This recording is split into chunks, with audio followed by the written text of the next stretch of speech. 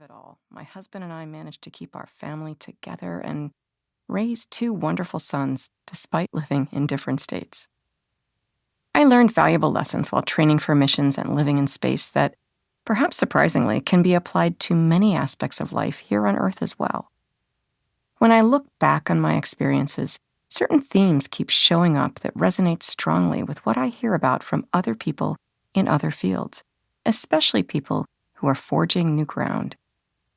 Working for years in environments that weren't designed for people like me, I had to learn when to make the best of things and when to challenge the status quo and catalyze real, lasting change.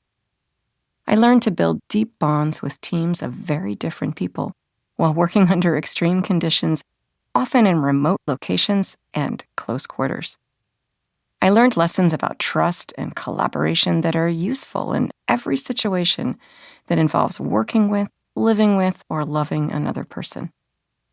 If you are passionate about your home life, your work, your personal time, or all of the above, then you might find we have a lot in common.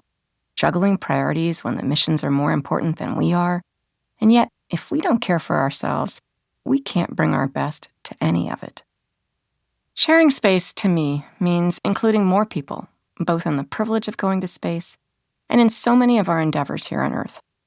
When I applied to be an astronaut, very few women had flown in space. Today, that number has grown to 79 of 676 human beings in total.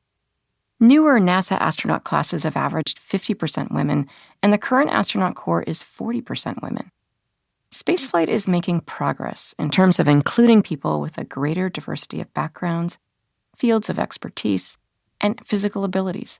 But we have a long way to go, and the same is true in countless fields. The barriers that we struggle with in space exploration seem to be ubiquitous in the working world. If there's one thing I learned above all else from my time in space, it's that we're all sharing Earth. No one else is coming to solve our challenges and ultimately save our planet. It's so clear from up there that we're one family, or as many astronauts think of it, we are all the crew of Spaceship Earth. If more of us could see it that way and rise above our differences, I have no doubt that together we'd find creative ways to solve the problems that affect all of us. I hope that what I share in this audiobook, from the magical to the mundane, can contribute in some small way to that oh-so-important mission. Perhaps by sharing space and our stories, we can all get a little better at sharing Earth.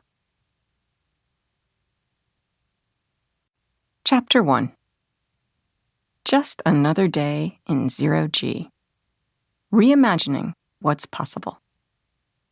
0700 GMT, International Space Station, 250 miles above the Earth. Slowly, I open my eyes. I'm still here. That miraculous fact hits me the moment I wake up every morning, floating. I'm in space, and I'll be in space tomorrow and the next day and the next for 6 whole months. I live here. It's a kind of bubbly, never-gets-old feeling that floods my body and banishes any notion of slipping back into sleep. My next thought, which way is up? My cabin is not much bigger than a bathroom stall with soft white panels lining the walls, floor, and ceiling. It resembles nothing so much as a padded cell, but I love every inch of it. It's a bedroom of sorts, though there's no actual bed. Many astronauts hook their sleeping bags securely to the wall and slither inside each night, but I like to sleep with my bag untethered. I tuck my knees to my chest, zip the sleeping bag up so it holds me in a ball, and float off to sleep, literally. So when I wake up adrift, it takes a minute to figure out where I am. Today, my cheek is bobbing gently against something solid, and as I shift my head backward, my eyes focus on a small barcode sticker. Aha! I am under my desk, a tiny shelf just big enough for my laptop computer. Looking up, or what I think of as up, at least in relation to the floor, I see my photographs, each inside a Ziploc bag, Velcroed to the wall. My 10-year-old son Jamie's impish grin, my husband Josh's warm smile,